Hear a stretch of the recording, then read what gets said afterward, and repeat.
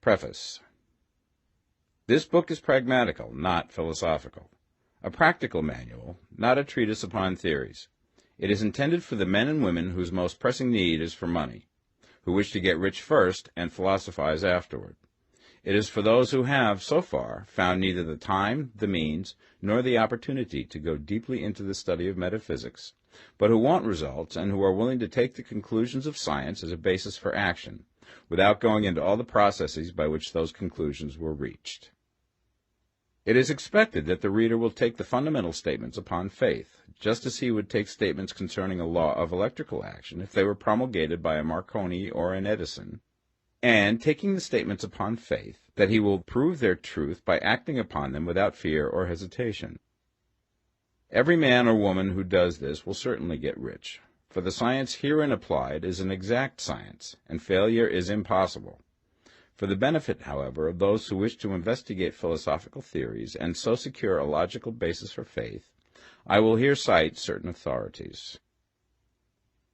The monistic theory of the universe, the theory that one is all and that all is one, that one substance manifests itself as the seeming many elements of the material world, is of Hindu origin and has been gradually winning its way into the thought of the Western world for 200 years. It is the foundation of all the Oriental philosophies and of those of Descartes, Spinoza, Leibniz, Schopenhauer, Hegel, and Emerson. The reader who would dig to the philosophical foundations of this is advised to read Hegel and Emerson for himself. In writing this book, I have sacrificed all other considerations to plainness and simplicity of style, so that all might understand. The plan of action laid down herein was deduced from the conclusions of philosophy. It has been thoroughly tested and bears the supreme test of practical experiment. It works. If you wish to know how the conclusions were arrived at, read the writings of the authors mentioned above. And if you wish to reap the fruits of their philosophies in actual practice, read this book and do exactly as it tells you to do. The author. Chapter 1. The Right to be Rich. Whatever may be said in praise of poverty, the fact remains that it is not possible to live a really complete or successful life unless one is rich. No man can rise to his greatest possible height in talent or soul development unless he has plenty of money. For to unfold the soul and to develop talent he must have many things to use, and he cannot have these things unless he has money to buy them with. A man develops in mind, soul, and body by making use of these things, and society is so organized that man must have money in order to become the possessor of things.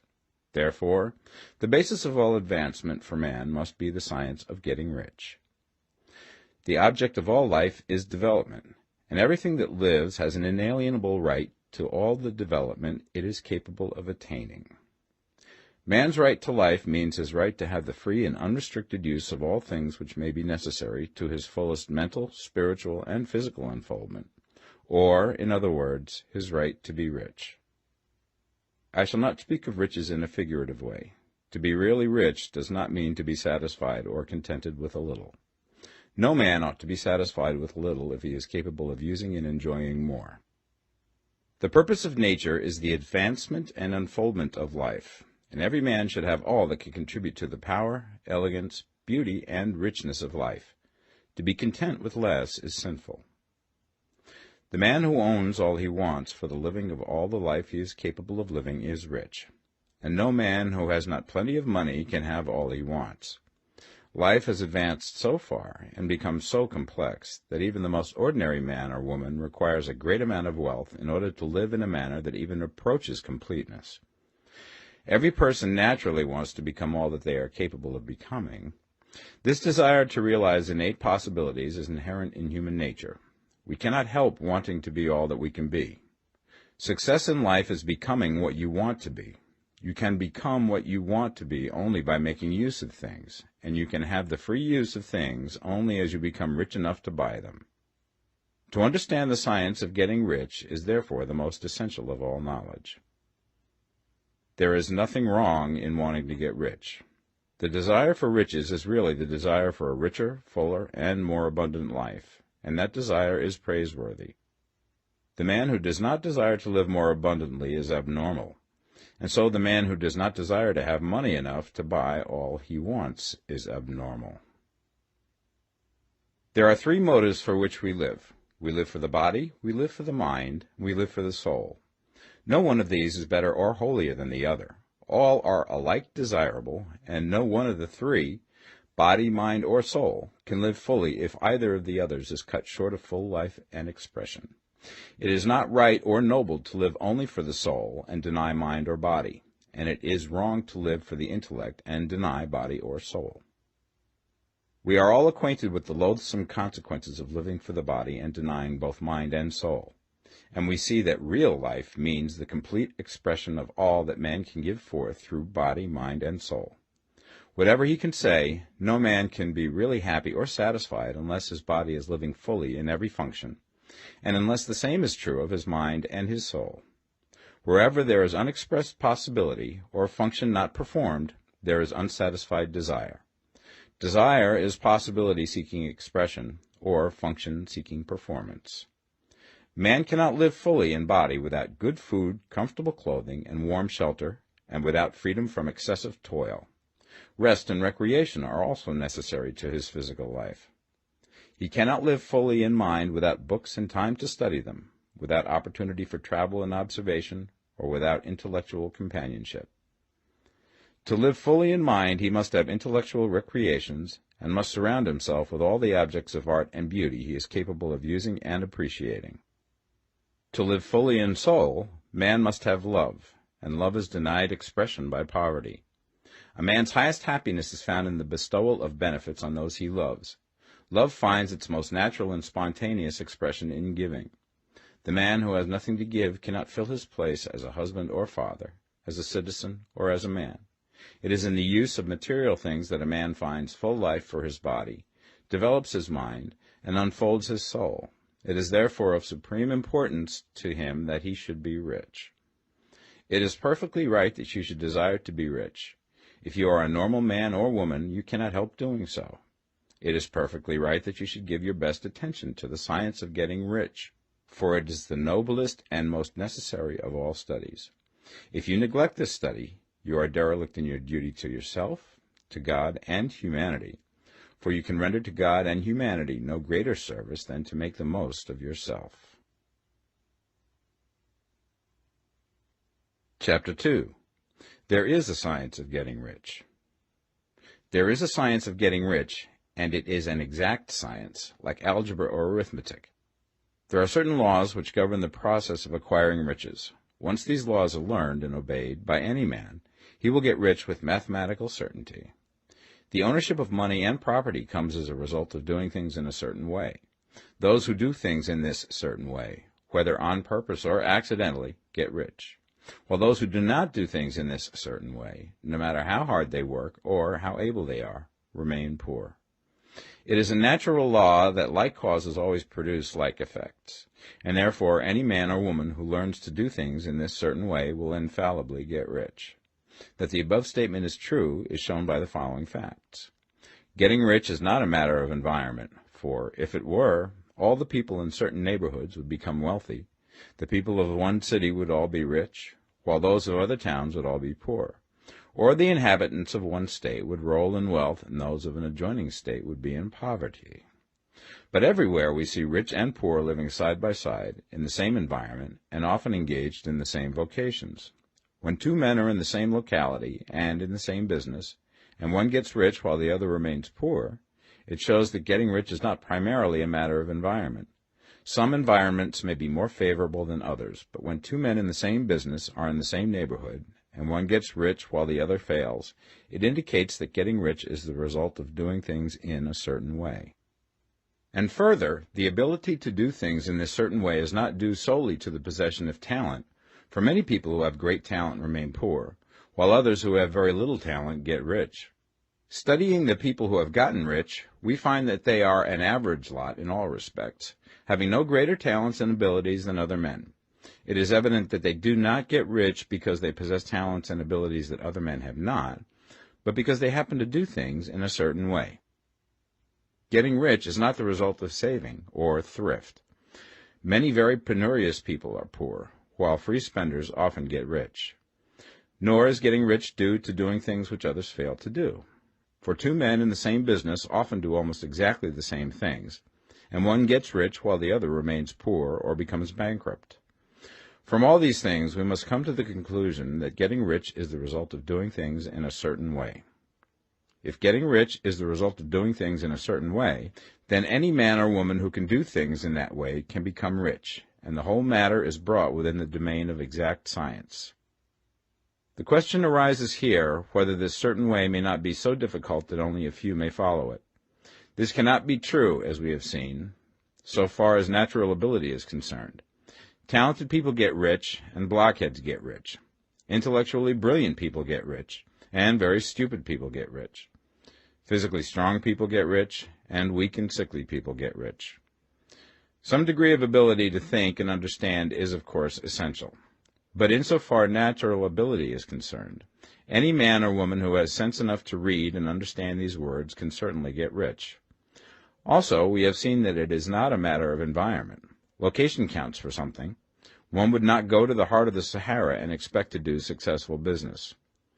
Getting rich involves the necessity of dealing with men and of being where there are people to deal with. And if these people are inclined to deal in the way that you want to deal, so much the better. But that is about as far as environment goes. If anybody else in your town can get rich, so can you. And if anybody else in your state can get rich, so can you. Again, it is not a matter of choosing some particular business or profession. People get rich in every business and in every profession, while their next-door neighbors in the same vocation remain in poverty. It is true that you will do best in a business which you like and which is congenial to you. And if you have certain talents which are well developed, you will do best in a business which calls for the exercise of those talents. Also, you will do best in a business which is suited to your locality.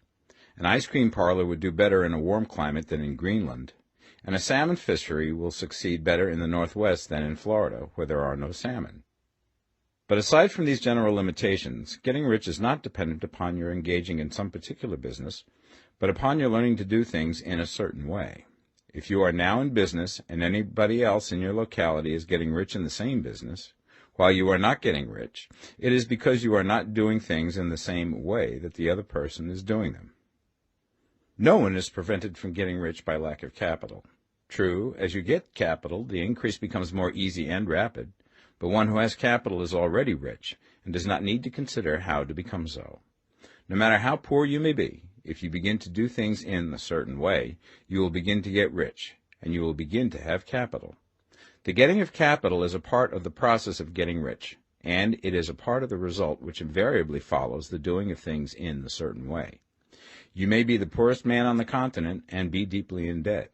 You may have neither friends, influence, nor resources, but if you begin to do things in this way, you must infallibly begin to get rich, for the like causes must produce like effects. If you have no capital, you can get capital. If you're in the wrong business, you can get into the right business. If you're in the wrong location, you can go to the right location, and you can do so by beginning in your present business and in your present location, to do things in the certain way which causes success. Chapter 3. Is opportunity monopolized? No man is kept poor because opportunity has been taken away from him, because other people have monopolized the wealth and have put a fence around it. You may be shut off from engaging in business in certain lines, but there are other channels open to you. Probably it would be hard for you to get control of any of the great railroad systems. That field is pretty well monopolized, but the electric railway business is still in its infancy and offers plenty of scope for enterprise, and it will be but a very few years until traffic and transportation through the air will become a great industry, and in all its branches will give employment to hundreds of thousands and perhaps to millions of people. Why not turn your attention to the development of aerial transportation, instead of competing with J.J. Hill and others for a chance in the steam railway world? It is quite true that if you are a working man in the employ of the Steel Trust, you have very little chance of becoming the owner of the plant in which you work. But it is also true that if you will commence to act in a certain way, you can soon leave the employ of the Steel Trust. You can buy a farm from 10 to 40 acres and engage in business as a producer of foodstuffs. There is great opportunity at this time for men who will live upon small tracts of land and cultivate the same intensively. Such men will certainly get rich. You may say that it is impossible for you to get the land, but I'm going to prove to you that it is not impossible, and that you can certainly get a farm if you will go to work in a certain way. At different periods, the tide of opportunity sets in different directions, according to the needs of the whole, and the particular stage of social evolution which has been reached. At present, in America, it is setting towards agricultural and the allied industries and professions. Today, opportunity is open before the factory worker in his line. It is open before the businessman who supplies the farmer more than before the one who supplies the factory worker, and before the professional man who waits upon the farmer more than before the one who serves the working class. There is an abundance of opportunity for the man who will go with the tide instead of trying to swim against it. So the factory workers, either as individuals or as a class, are not deprived of opportunity. The workers are not being kept down by their masters. They are not being ground by the trusts and combinations of capital.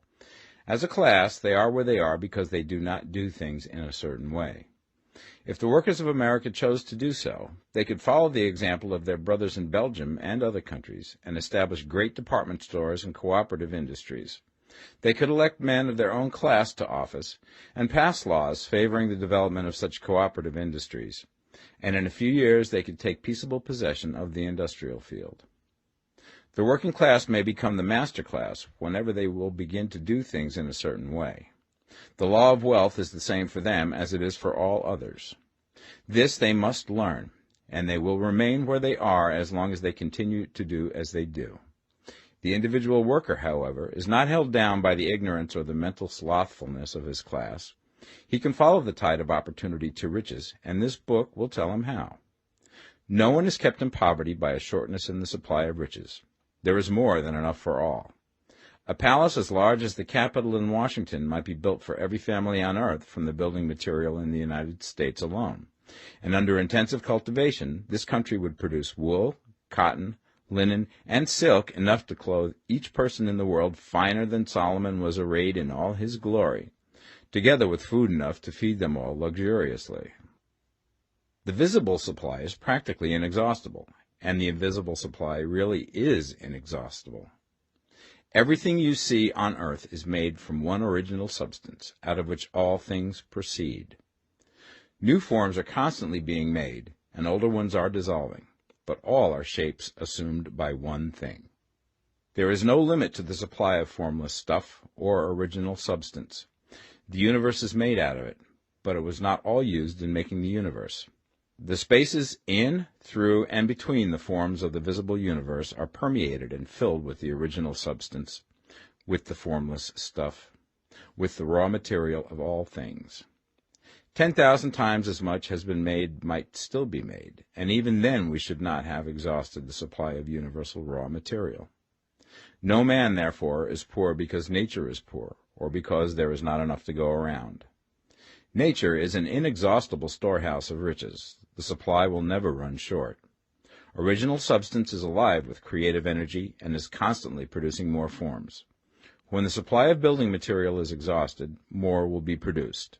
When the soil is exhausted so that foodstuffs and materials for clothing will no longer grow upon it, it will be renewed or more soil will be made. When all the gold and silver has been dug from the earth, if man is still in such a stage of social development that he needs gold and silver, more will be produced from the formless. The formless stuff responds to the needs of man. It will not let him be without any good thing. This is true of man collectively. The race as a whole is always abundantly rich, and if individuals are poor, it is because they do not follow the certain way of doing things which makes the individual man rich. The formless stuff is intelligent. It is stuff which thinks. It is alive, and is always impelled towards more life. It is the natural and inherent impulse of life to seek to live more. It is the nature of intelligence to enlarge itself, and of consciousness to seek to extend its boundaries and find fuller expression. The universe of forms has been made by formless living substance, throwing itself into form in order to express itself more fully. The universe is a great living presence, always moving inherently towards more life and fuller functioning. Nature is formed for the advancement of life. Its impelling motive is the increase of life. For this cause, everything which can possibly minister to life is bountifully provided. There can be no lack unless God is to contradict himself and nullify his own works. You are not kept poor by lack in the supply of riches. It is a fact which I shall demonstrate a little further on, that even the resources of the formless supply are at the command of the man or woman who will act and think in a certain way. Chapter 4. The first principle in the science of getting rich. Thought is the only power which can produce tangible riches from the formless substance. The stuff from which all things are made is a substance which thinks, and a thought of form in this substance produces the form. Original substance moves according to its thoughts. Every form and process you see in nature is the visible expression of a thought in original substance. As the formless stuff thinks of a form, it takes that form. As it thinks of a motion, it makes that motion. That is the way all things were created.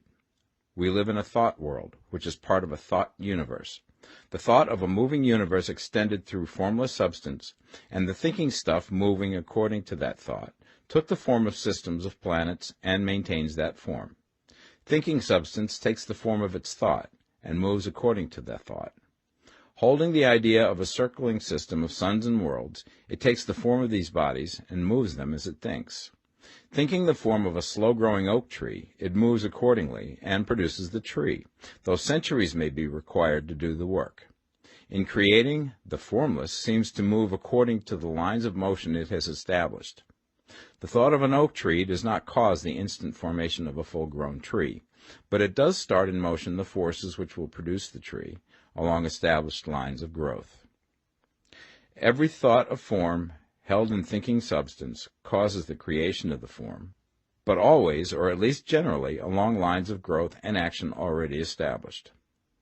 The thought of a house of a certain construction, if it were impressed upon formless substance, might not cause the instant formation of the house, but it would cause the turning of creative energies already working in trade and commerce into such channels as to result in the speedy building of the house.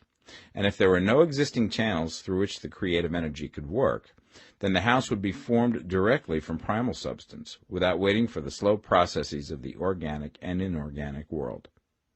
No thought of form can be impressed upon original substance without causing the creation of the form.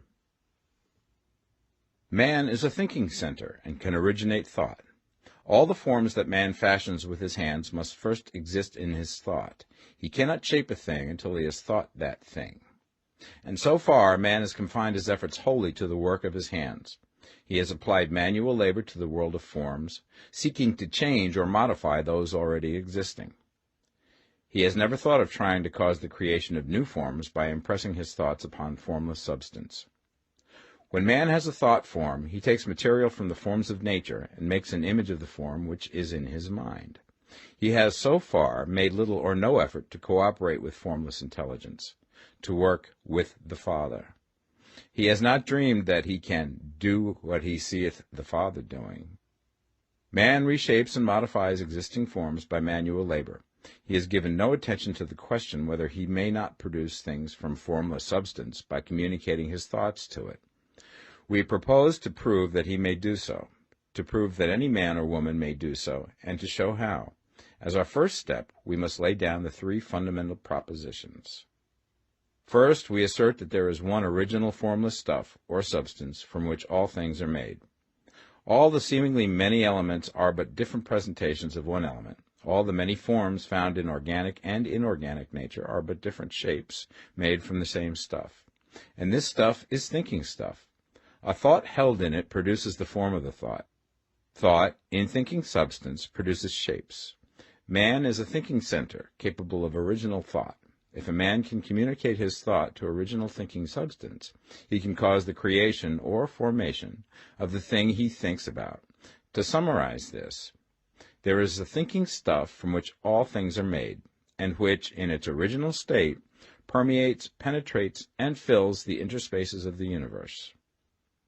A thought in this substance produces the thing that is imaged by the thought.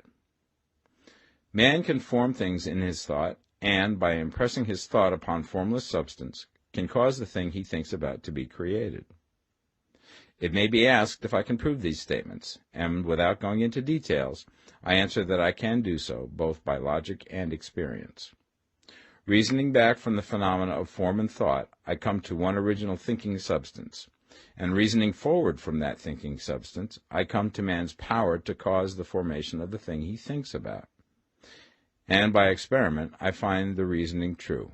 And this is my strongest proof. If one man who reads this book gets rich by doing what it tells him to do, that is evidence in support of my claim. But if every man who does what it tells him to do gets rich, that is proof positive until someone goes through the process and fails. The theory is true until the process fails, and this process will not fail. For every man who does exactly what this book tells him to do will get rich. I have said that men get rich by doing things in a certain way, and in order to do so, men must become able to think in a certain way.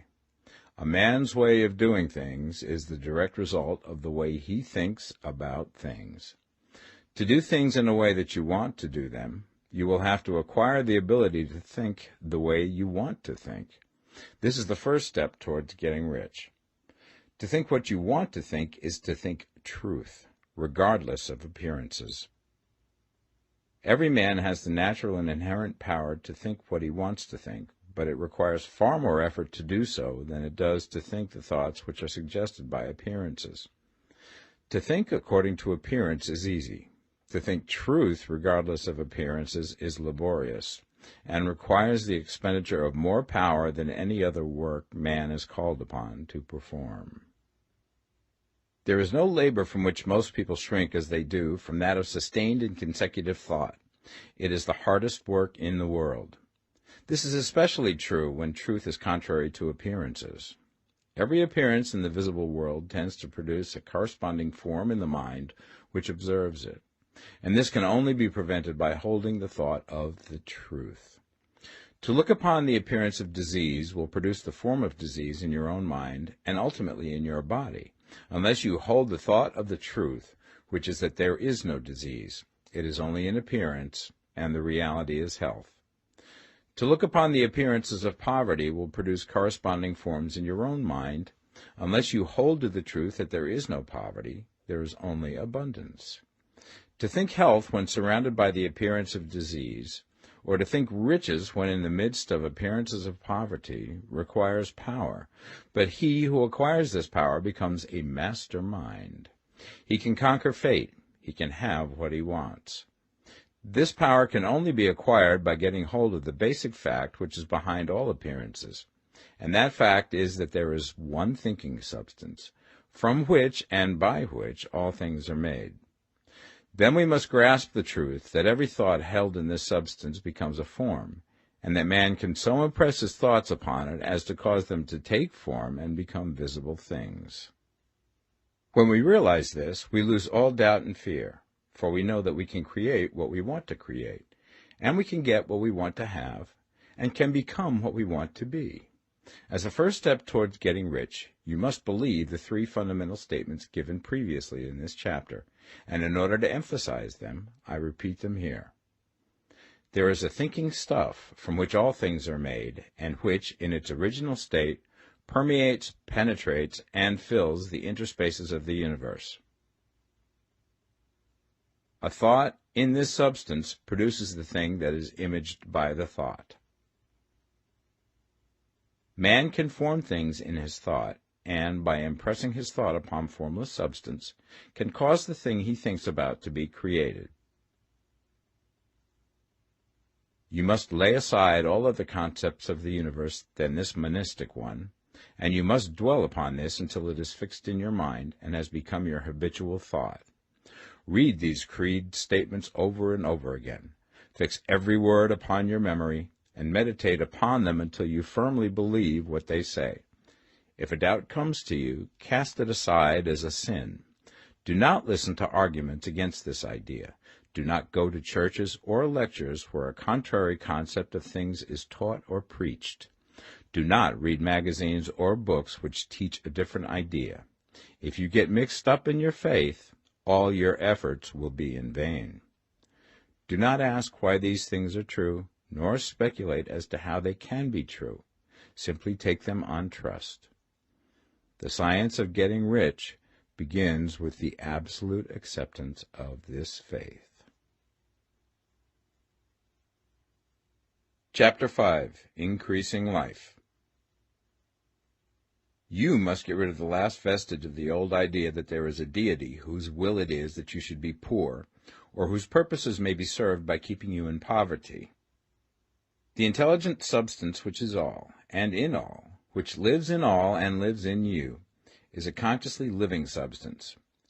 Being a consciously living substance, it must have the nature and inherent desire of every living intelligence for increase of life. Every living thing must continually seek for the enlargement of its life, because life, in the mere act of living, must increase itself. A seed, dropped into the ground, springs into activity, and in the act of living produces 100 more seeds. Life, by living, multiplies itself. It is forever becoming more. It must do so if it continues to be at all. Intelligence is under the same necessity for continuous increase. Every thought we think makes it necessary for us to think another thought. Consciousness is continually expanding. Every fact we learn leads us to the learning of another fact. Knowledge is continually increasing. Every talent we cultivate brings to the mind the desire to cultivate another talent. We are subject to the urge of life, seeking expression, which ever drives us on to know more, to do more, and to be more. In order to know more, do more, and be more, we must have more. We must have things to use, for we learn and do and become only by using things. We must get rich so that we can live more. The desire for riches is simply the capacity for larger life seeking fulfillment. Every desire is the effort of an unexpressed possibility to come into action. It is power seeking to manifest which causes desire. That which makes you want more money is the same as that which makes the plant grow. It is life, seeking fuller expression. The one living substance must be subject to this inherent law of all life. It is permeated with the desire to live more. That is why it is under the necessity of creating things. The one substance desires to live more in you. Hence, it wants you to have all the things you can use. It is the desire of God that you should get rich. He wants you to get rich because he can express himself better through you if you have plenty of things to use in giving him expression.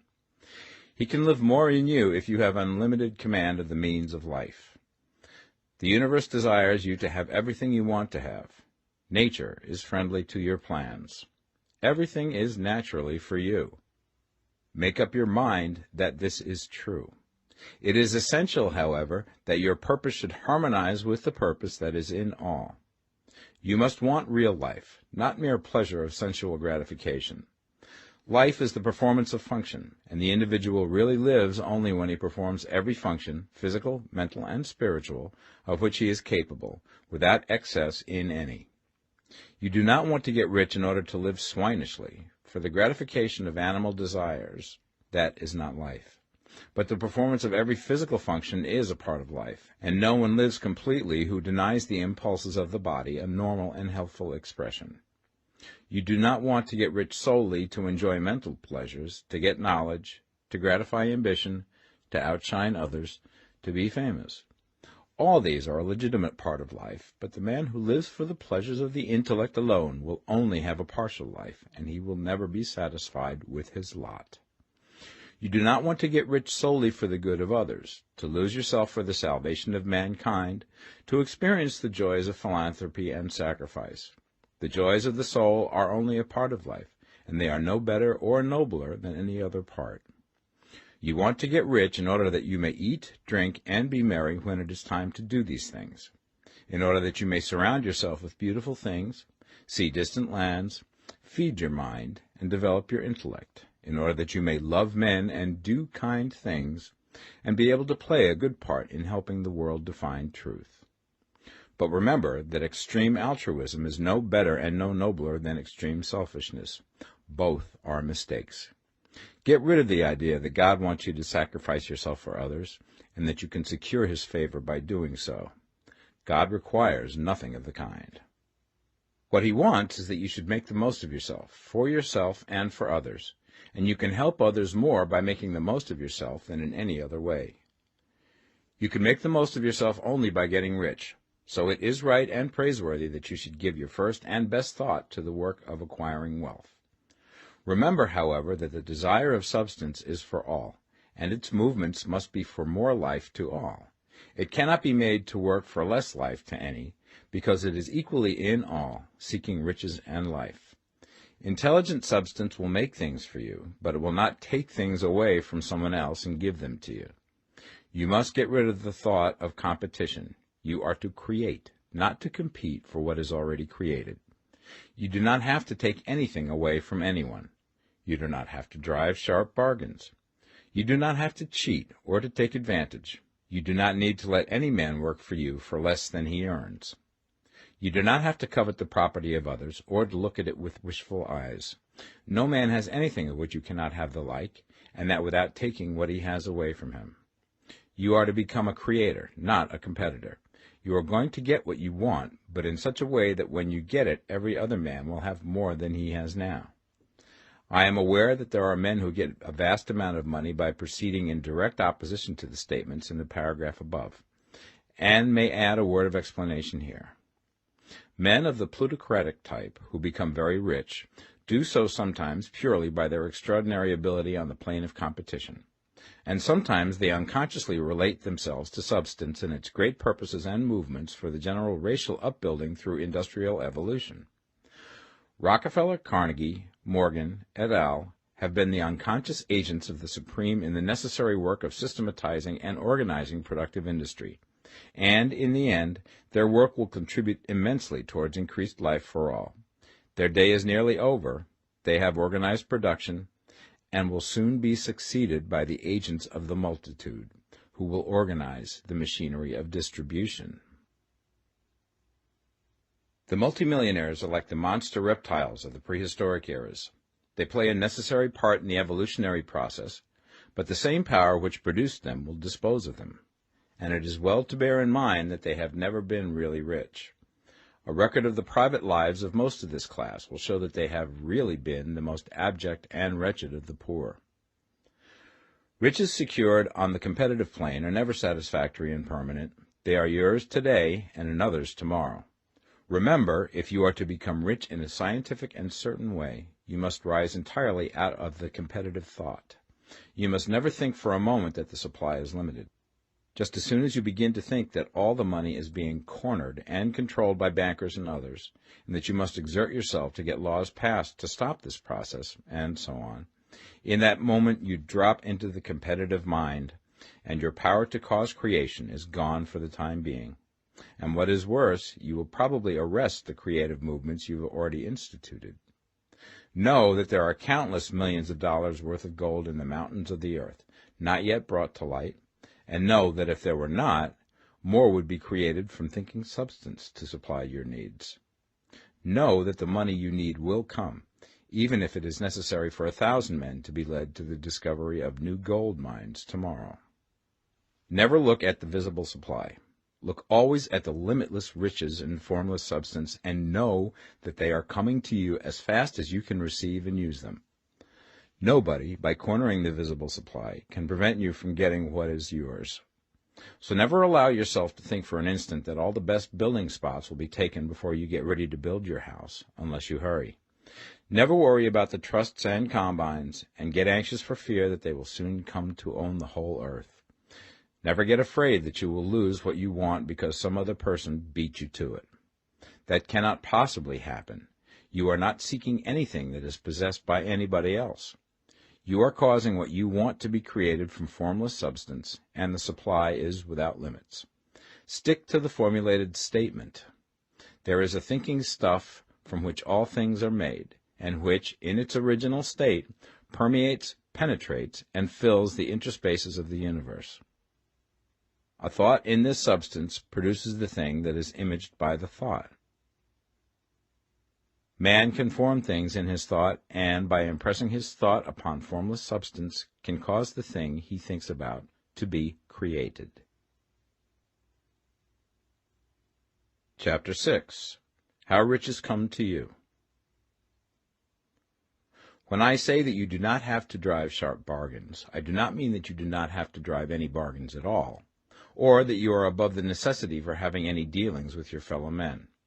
I mean that you will not need to deal with them unfairly. You do not have to get something for nothing, but can give to every man more than you take from him.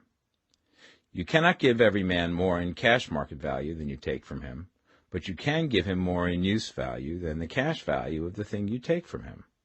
The paper, ink, and other material in this book may not be worth the money you pay for it, but if the ideas suggested by it bring you thousands of dollars, you have not been wronged by those who sold it to you.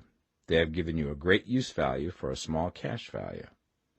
Let us suppose that I own a picture by one of the great artists, which in any civilized community is worth thousands of dollars. I take it to Baffin Ray, and by salesmanship induce an Eskimo to give a bundle of furs worth $500 for it. I have really wronged him, for he has no use for the picture. It has no value to him. It will not add to his life. But suppose I give him a gun worth $50 for his furs. Then he has made a good bargain. He has use for the gun. It will get him many more furs and much food.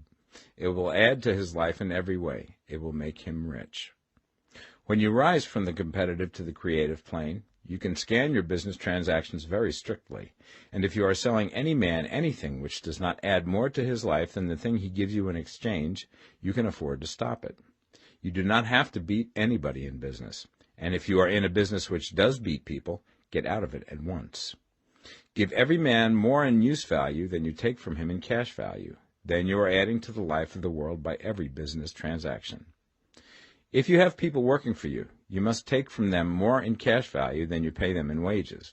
But you can so organize your business that it will be filled with the principle of advancement, and so that each employee who wishes to do so may advance a little every day. You can make your business do for your employees what this book is doing for you. You can so conduct your business that it will be a sort of ladder, by which every employee who will take the trouble may climb to riches himself, and, given the opportunity, if he will not do so, it is not your fault. And finally, because you are to cause the creation of your riches from formless substance which permeates all your environment, it does not follow that they are to take shape from the atmosphere and come into being before your eyes. If you want a sewing machine, for instance, I do not mean to tell you that you are to impress the thought of a sewing machine on thinking substance until the machine is formed without hands, in the room where you sit or elsewhere. But if you want a sewing machine, hold the mental image of it with the most positive certainty that it is being made, or is on its way to you. After once forming the thought, have the most absolute and unquestioning faith that the sewing machine is coming. Never think of it, or speak of it, in any other way than as being sure to arrive. Claim it as already yours. It will be brought to you by the power of the Supreme Intelligence, acting upon the minds of men. If you live in Maine, it may be that a man will be brought from Texas or Japan to engage in some transaction which will result in your getting what you want. If so, the whole matter will be as much to that man's advantage as it is to yours. Do not forget for a moment that the thinking substance is through all, in all, communicating with all, and can influence all. The desire of thinking substance for a fuller life and better living has caused the creation of all the sewing machines already made, and it can cause the creation of millions more, and will, whenever men set it in motion by desire and faith, and by acting in a certain way. You can certainly have a sewing machine in your house, and it is just as certain that you can have any other thing or things which you want, and which you will use for the advancement of your own life and the lives of others. You need not hesitate about asking largely. It is your Father's pleasure to give you the kingdom, said Jesus. Original substance wants to live all that is possible in you, and wants you to have all that you can or will use for the living of the most abundant life. If you fix upon your consciousness the fact that the desire you feel for the possession of riches is one with the desire of omnipotence for more complete expression, your faith becomes invincible. Once I saw a little boy sitting at a piano, and vainly tried to bring harmony out of the keys, and I saw that he was grieved and provoked by his inability to play real music. I asked him the cause of his vexation, and he answered, "I can feel the music in me, but I can't make my hands go right." The music in him was the urge of original substance, containing all the possibilities of all life. All that there is of music was seeking expression through the child. God, the one substance, is trying to live and do and enjoy things through humanity. He is saying, I want hands to build wonderful structures, to play divine harmonies, to paint glorious pictures. I want feet to run my errands, eyes to see my beauties, tongues to tell mighty truths and to sing marvelous songs, and so on. All that there is of possibility is seeking expression through men. God wants those who can play music to have pianos and every other instrument, and to have the means to cultivate their talents to the fullest extent. He wants those who can appreciate beauty to be able to surround themselves with beautiful things. He wants those who can discern truth to have every opportunity to travel and observe. He wants those who can appreciate dress to be beautifully clothed, and those who can appreciate good food to be luxuriously fed. He wants all these things because it is himself that enjoys and appreciates them.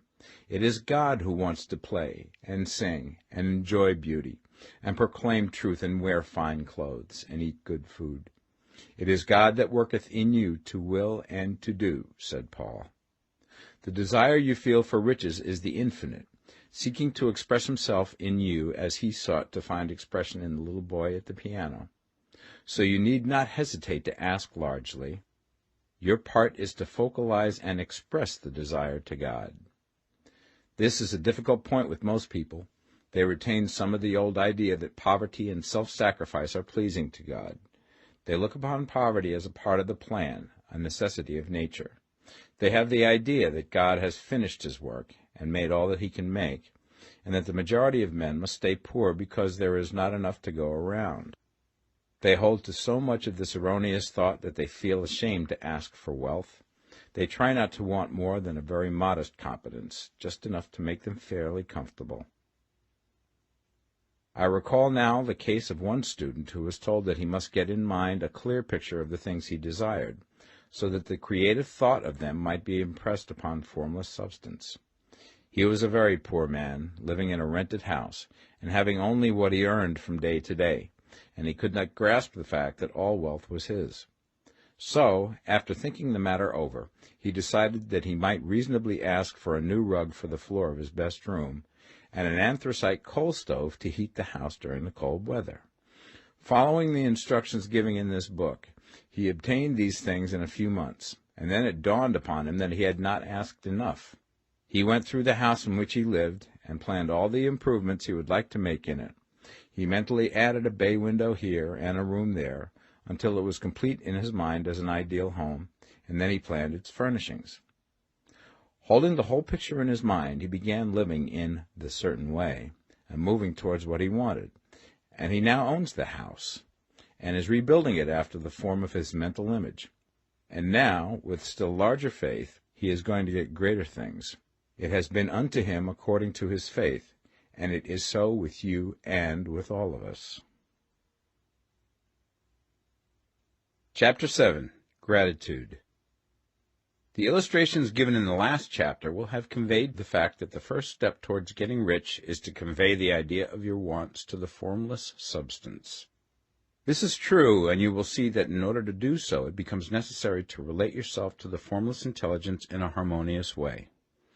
To secure this harmonious relation is a matter of such primary and vital importance that I shall give some space to its discussion here, and give you instructions which, if you will follow them, will be certain to bring you into perfect unity of mind with God.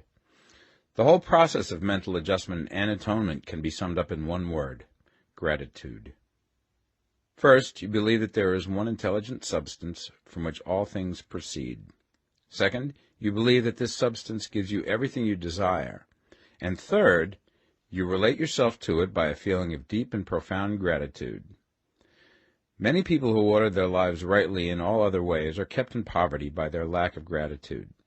Having received one gift from God, they cut the wires which connect them with him by failing to make acknowledgment. It is easy to understand that the nearer we live to the source of wealth, the more wealth we shall receive. And it is easy also to understand that the soul that is always grateful lives in closer touch with God than the one which never looks to him in thankful acknowledgment. The more gratefully we fix our minds on the Supreme when good things come to us, the more good things we will receive, and the more rapidly they will come. And the reason simply is that the mental attitude of gratitude draws the mind into closer touch with the source from which the blessings come. If it is a new thought to you that gratitude brings your whole mind into closer harmony with the creative energies of the universe, Consider it well, and you will see that it is true. The good things you already have come to you along the line of obedience to certain laws. Gratitude will lead your mind out along the ways by which things come, and it will keep you in close harmony with creative thought and prevent you from falling into competitive thought. Gratitude alone can keep you looking towards the all, and prevent you from falling into the error of thinking of the supply as limited, and to do that would be fatal to your hopes. There is a law of gratitude, and it is absolutely necessary that you should observe the law if you are to get the results you seek. The law of gratitude is the natural principle that action and reaction are always equal, and in opposite directions. The grateful outreaching of your mind in thankful praise to the Supreme is a liberation or expenditure of force. It cannot fail to reach that to which it is addressed, and the reaction is an instantaneous movement towards you. Draw nigh unto God, and he will draw nigh unto you. That is a statement of psychological truth. And if your gratitude is strong and constant, the reaction in formless substance will be strong and continuous. The movement of the things you want will always be towards you. Notice the grateful attitude that Jesus took, how he always seemed to be saying, I thank thee, Father, that thou hearest me. You cannot exercise much power without gratitude, for it is gratitude that keeps you connected with power. But the value of gratitude does not consist solely in getting you more blessings in the future. Without gratitude, you cannot long keep from dissatisfied thought regarding things as they are. The moment you permit your mind to dwell with dissatisfaction upon things as they are, you begin to lose ground. You fix attention upon the common, the ordinary, the poor, and the squalid and mean, and your mind takes the form of these things. Then you will transmit these forms or mental images to the formless, and the common, the poor, the squalid, and mean will come to you. To permit your mind to dwell upon the inferior is to become inferior, and to surround yourself with inferior things. On the other hand, to fix your attention on the best is to surround yourself with the best, and to become the best. The creative power within us makes us into the image of that to which we give our attention. We are thinking substance, and thinking substance always takes the form of that which it thinks about. The grateful mind is constantly fixed upon the best. Therefore it tends to become the best. It takes the form or character of the best and will receive the best. Also, faith is born of gratitude. The grateful mind continually expects good things, and expectation becomes faith. The reaction of gratitude upon one's own mind produces faith, and every outgoing wave of grateful thanksgiving increases faith. He who has no feeling of gratitude cannot long retain a living faith, and without a living faith you cannot get rich by the creative method, as we shall see in the following chapters. It is necessary, then, to cultivate the habit of being grateful for every good thing that comes to you, and to give thanks continuously. And because all things have contributed to your advancement, you should include all things in your gratitude. Do not waste time thinking or talking about the shortcomings or wrong actions of plutocrats or trust magnates. Their organization of the world has made your opportunity. All you get really comes to you because of them. Do not rage against corrupt politicians. If it were not for politicians, we should fall into anarchy, and your opportunity would be greatly lessened. God has worked a long time and very patiently to bring us up to where we are in industry and government, and he is going right on with his work. There is not the least doubt that he will do away with plutocrats, trust magnates, captains of industry, and politicians as soon as they can be spared. But in the meantime, behold, they are all very good. Remember that they are all helping to arrange the lines of transmission along which your riches will come to you, and be grateful to them all. This will bring you into harmonious relations with the good in everything, and the good in everything will move toward you.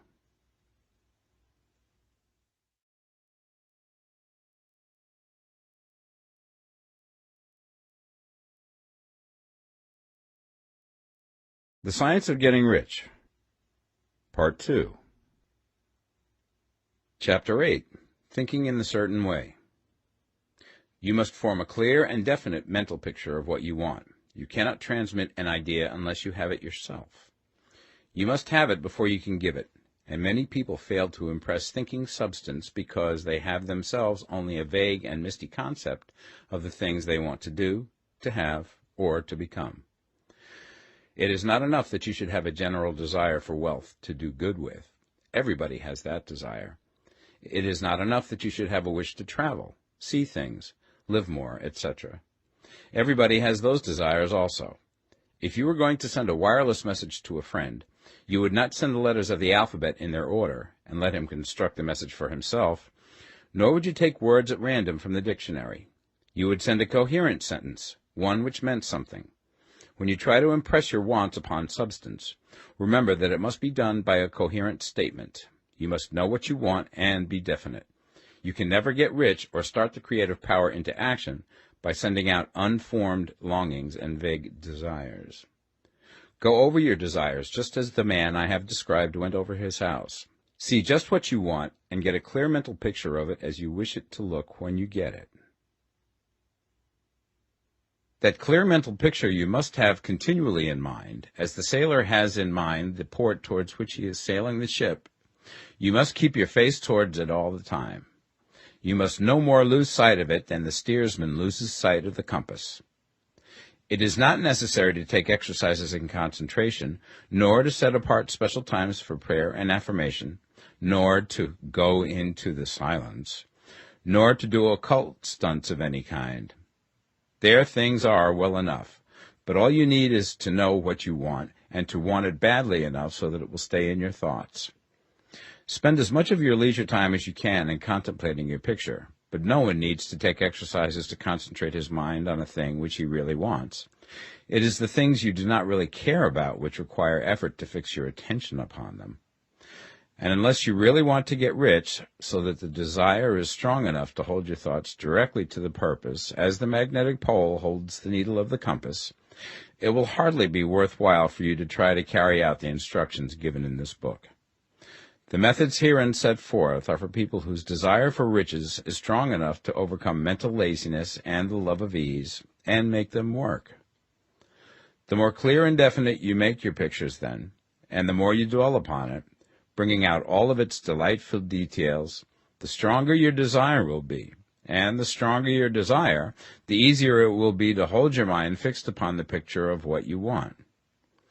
Something more is necessary, however, than merely to see the picture clearly. If that is all you do, you are only a dreamer, and will have little or no power for accomplishment. Behind your clear vision must be the purpose to realize it, to bring it out in tangible expression. And behind this purpose must be an invincible and unwavering faith that the thing is already yours, that it is at hand, and you have only to take possession of it. Live in the new house mentally until it takes form around you physically. In the mental realm, enter at once into full enjoyment of the things you want. Whatsoever things ye ask for when ye pray, believe that ye receive them, and ye shall have them, said Jesus. See the things you want as if they were actually around you all the time. See yourself as owning and using them. Make use of them in imagination, just as you will use them when they are your tangible possessions. Dwell upon your mental picture until it is clear and distinct, and then take the mental attitude of ownership towards everything in that picture. Take possession of it in mind, in the full faith that it is actually yours. Hold to this mental ownership. Do not waver for an instant in the faith that it is real. And remember what was said in the preceding chapter about gratitude. Be as thankful for it all the time as you expect to be when it has taken form. The man who can sincerely thank God for the things which as yet he owns only in imagination has real faith. He will get rich. He will cause the creation of whatsoever he wants. You do not need to pray repeatedly for things you want. It is not necessary to tell God about it every day. Use not vain repetitions as the heathens do, said Jesus to his pupils. For your Father knoweth that ye have need of these things before ye ask him. Your part is to intelligently formulate your desires for the things which make for a larger life, and to get these desires arranged into a coherent whole, and then to impress this whole desire upon the formless substance, which has the power and the will to bring you what you want. You do not make this impression by repeating strings of words. You make it by holding the vision with unshakable purpose to attain it, and with steadfast faith that you do attain it. The answer to your prayer is not according to your faith while you are talking, but according to your faith while you are working. You cannot impress the mind of God by having a special Sabbath day set apart to tell him what you want, and then forgetting him during the rest of the week. You cannot impress him by having special hours to go into your closet and pray, if you then dismiss the matter from your mind until the hour of prayer comes again. Oral prayer is well enough, and has its effect, especially upon yourself, in clarifying your vision and strengthening your faith. But it is not your oral petitions which get you what you want. In order to get rich, you do not need a sweet hour of prayer. You need to pray without ceasing. And by prayer I mean holding steadily to your vision, with the purpose to cause its creation into solid form, and the faith that you are doing so. Believe that ye receive them. The whole matter turns on receiving, once you have clearly formed your vision. When you have formed it, it is well to make an oral statement, addressing the Supreme in reverent prayer, and from that moment you must, in mind, receive what you ask for. Live in the new house, wear the fine clothes, ride in the automobile, go on the journey, and confidently plan for greater journeys. Think and speak of all things you have asked for in terms of actual present ownership. Imagine an environment and a financial condition exactly as you want them, and live all the time in that imaginary environment and financial condition. Mind, however, that you do not do this as a mere dreamer and castle builder. Hold to the faith that the imaginary is being realized, and to the purpose to realize it. Remember that it is faith and purpose in the use of imagination which makes the difference between the scientist and the dreamer. And having learned this fact, it is here that you must learn the proper use of the will. Chapter 9. How to use the will. To set about getting rich in a scientific way, you do not try to apply your willpower to anything outside of yourself. You have no right to do so anyway. It is wrong to apply your will to other men and women in order to get them to do what you wish done. It is as flagrantly wrong to coerce people by mental power as it is to coerce them by physical power. If compelling people by physical force to do things for you reduces them to slavery, compelling them by mental means accomplishes exactly the same thing. The only difference is in methods.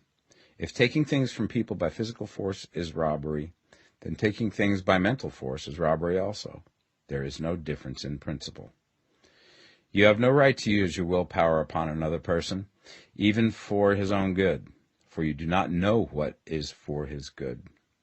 The science of getting rich does not require you to apply power or force to any other person in any way whatsoever. There is not the slightest necessity for doing so. Indeed, any attempt to use your will upon others will only tend to defeat your purpose. You do not need to apply your will to things in order to compel them to come to you.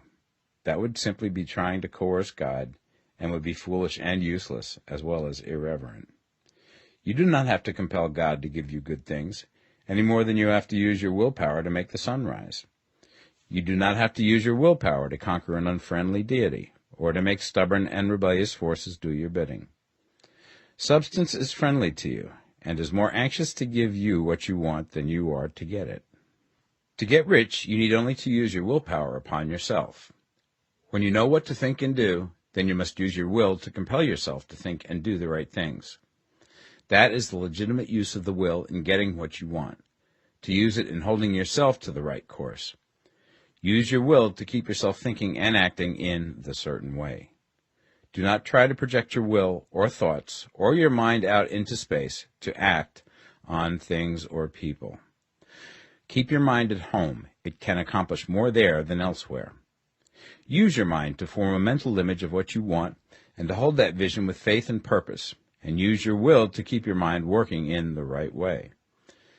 The more steady and continuous your faith and purpose, the more rapidly you will get rich, because you will make only positive impressions upon substance, and you will not neutralize or offset them by negative impressions. The picture of your desires, held with faith and purpose, is taken up by the formless and permeates it to great distances throughout the universe, for all I know. As this impression spreads, all things are set moving towards its realizations. Every living thing, every inanimate thing, and the things yet uncreated, are stirred towards bringing into being that which you want. All forces begin to be exerted in that direction. All things begin to move towards you. The minds of people everywhere are influenced towards doing the things necessary to the fulfilling of your desires, and they work for you unconsciously. But you can check all this by starting a negative impression in the formless substance. Doubt or unbelief is as certain to start a movement away from you as faith and purpose are to start one towards you.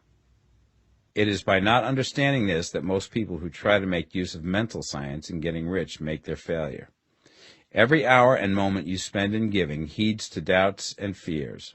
Every hour you spend in worry, every hour in which your soul is possessed by unbelief, sets a current away from you in the whole domain of intelligent substance. All the promises are unto them that believe, and unto them only. Notice how insistent Jesus was upon this point of belief, and now you know the reason why. Since belief is all important, it behooves you to guard your thoughts, and as your beliefs will be shaped to a very great extent by the things you observe and think about, it is important that you should command your attention. And here the will comes into use, for it is by your will that you determine upon what things your attention shall be fixed. If you want to become rich, you must not make a study of poverty. Things are not brought into being by thinking about their opposites. Health is never to be attained by studying disease and thinking about disease. Righteousness is not to be promoted by studying sin and thinking about sin. And no one ever got rich by studying poverty and thinking about poverty. Medicine as a science of disease has increased disease. Religion as a science of sin has promoted sin. And economics as a study of poverty will fill the world with wretchedness and want. Do not talk about poverty. Do not investigate it or concern yourself with it. Never mind what its causes are. You have nothing to do with them. What concerns you is the cure. Do not spend your time in charitable work or charity movements. All charity only tends to perpetuate the wretchedness it aims to eradicate. I do not say that you should be hard-hearted or unkind and refuse to hear the cry of need, but you must not try to eradicate poverty in any of the conventional ways. Put poverty behind you, and put all that pertains to it behind you, and make good. Get rich. That is the best way you can help the poor. And you cannot hold the mental image which is to make you rich if you fill your mind with pictures of poverty. Do not read books or papers which give circumstantial accounts of the wretchedness of the tenement dwellers, of the horrors of child labor, and so on. Do not read anything which fills your mind with gloomy images of want and suffering. You cannot help the poor in the least by knowing about these things, and the widespread knowledge of them does not tend at all to do away with poverty.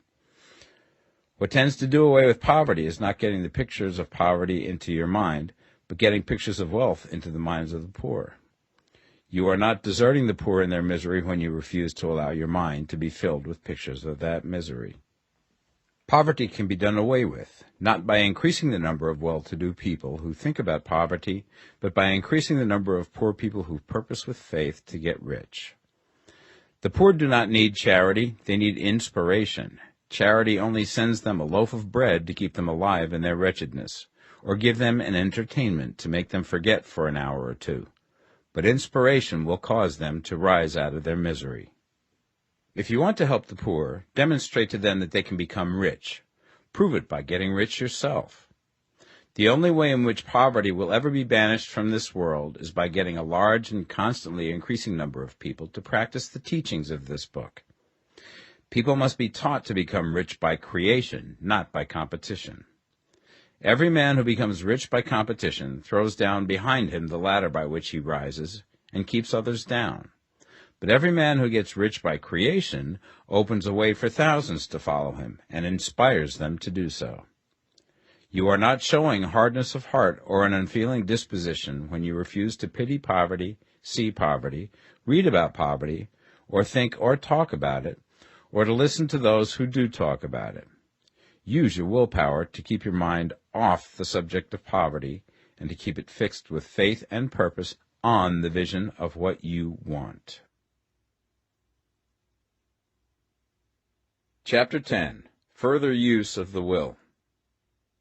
You cannot retain a true and clear vision of wealth if you are constantly turning your attention to opposing pictures, whether they be external or imaginary. Do not tell of your past troubles of a financial nature, if you have had them. Do not think of them at all. Do not tell of the poverty of your parents, or the hardships of your early life. To do any of these things is to mentally class yourself with the poor for the time being, and it will certainly check the movement of things in your direction.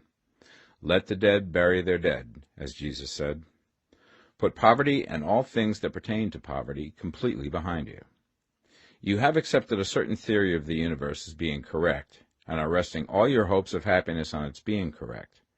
And what can you gain by giving heed to conflicting theories? Do not read religious books which tell you that the world is soon coming to an end, and do not read the writing of muckrakers and pessimistic philosophers who tell you that it is going to the devil. The world is not going to the devil. It is going to God. It is wonderful becoming. True, there may be a good many things in existing conditions which are disagreeable, but what is the use of studying them when they are certainly passing away, and when the study of them only tends to check their passing and keep them with us? Why give time and attention to things which are being removed by evolutionary growth, when you can hasten their removal only by promoting the evolutionary growth as far as your part of it goes? No matter how horrible and seeming may be the conditions in certain countries, sections, or places, you waste your time and destroy your own chances by considering them. You should interest yourself in the world's becoming rich. Think of the riches in the world as coming to, instead of the poverty it is growing out of, and bear in mind that the only way in which you can assist the world in growing rich is by growing rich yourself through creative method, not the competitive one. Give your attention wholly to riches. Ignore poverty. Whenever you think or speak of those who are poor, think and speak of them as those who are becoming rich, as those who are to be congratulated rather than pitied. Then they and others will catch the inspiration and begin to search for the way out. Because I say that you are to give your whole time and mind and thought to riches, it does not follow that you are to be sordid or mean. To become really rich is the noblest aim you can have in life, for it includes everything else. On the competitive plane, the struggle to get rich is a godless scramble for power over other men. But when we come into the creative mind, all this is changed. All that is possible in the way of greatness and soul unfoldment, of service and lofty endeavor, comes by way of getting rich. All is made possible by the use of things. If you lack for physical health, you will find that the attainment of it is conditional on you getting rich. Only those who are emancipated from financial worry and who have the means to live a carefree existence and follow hygienic practices can have and retain health. Moral and spiritual greatness is possible only to those who are above the competitive battle for existence, and only those who are becoming rich on the plane of creative thought are free from the degrading influences of competition. If your heart is set on domestic happiness, remember that love flourishes best when there is refinement, a high level of thought, and freedom from corrupting influences. And these are to be found only where riches are attained by the exercise of creative thought, without strife or rivalry. You can aim at nothing so great or noble, I repeat, as to become rich, and you must fix your attention upon your mental picture of riches, to the exclusion of all that may tend to dim or obscure the vision. You must learn to see the underlying truth in all things. You must see beneath all seemingly wrong conditions the great one life, ever moving forward towards fuller expression and more complete happiness. It is the truth that there is no such thing as poverty, that there is only wealth. Some people remain in poverty because they are ignorant of the fact that there is wealth for them, and these can best be taught by showing them the way to affluence in your own person and practice. Others are poor because, while they feel that there is a way out, they are too intellectually indolent to put forth the mental effort necessary to find that way and by travel it. Others still are poor because, while they have some notion of science, they have become so swamped and lost in the maze of metaphysical and occult theories that they do not know which road to take. They try a mixture of many systems and fail in all. For these, again, the very best thing to do is to show the right way in your own person and practice. An ounce of doing things is worth a pound of theorizing. The very best thing you can do for the whole world is to make the most of yourself. You can serve God and man in no more effective way than by getting rich. That is, if you get rich by the creative method and not by the competitive one. Another thing. We assert that this book gives in detail the principles of the science of getting rich. And if that is true, you do not need to read any other book upon the subject. This may sound narrow and egotistical, but consider. There is no more scientific method of computation in mathematics than by addition, subtraction, multiplication, and division. No other method is possible.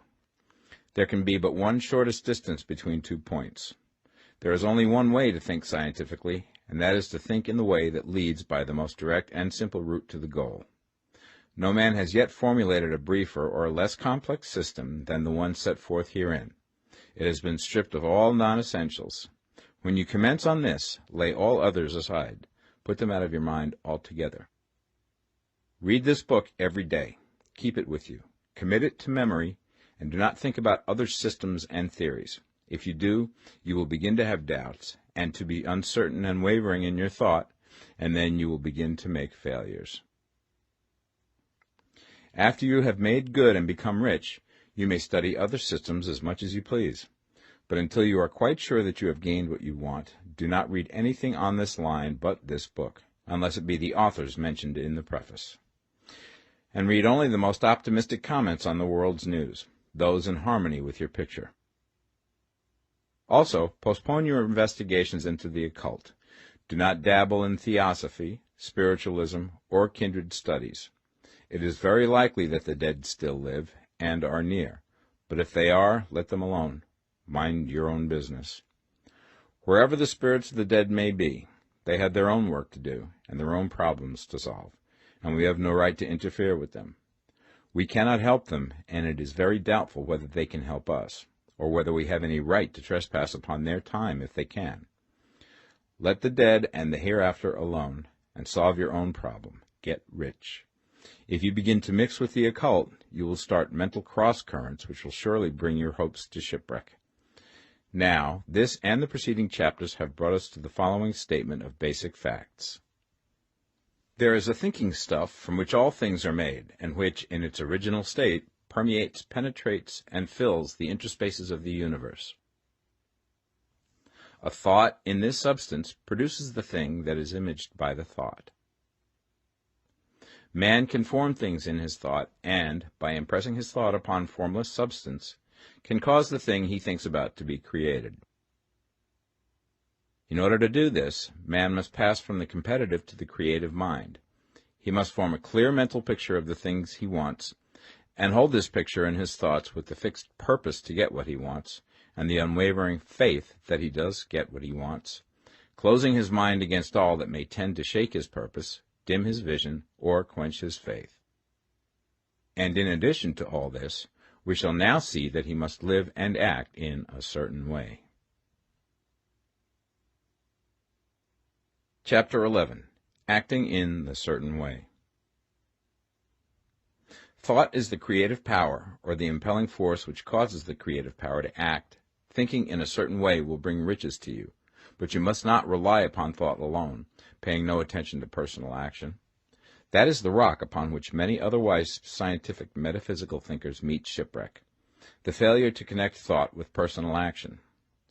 We have not yet reached the stage of development, even supposing such a stage to be possible, in which man can create directly from formless substance without nature's processes or the work of human hands. Man must not only think, but his personal action must supplement his thought. By thought you can cause the gold in the hearts of the mountains to be impelled towards you, but it will not mine itself, refine itself, coin itself into double eagles, and come rolling along the roads seeking its way into your pocket. Under the impelling power of the Supreme Spirit, men's affairs will be so ordered that someone will be led to mine the gold for you. Other men's business transactions will be so directed that the gold will be brought toward you, and you must so arrange your own business affairs that you may be able to receive it when it comes to you. Your thought makes all things, animate and inanimate, work to bring you what you want, but your personal activity must be such that you can rightly receive what you want when it reaches you. You are not to take it as charity, nor to steal it.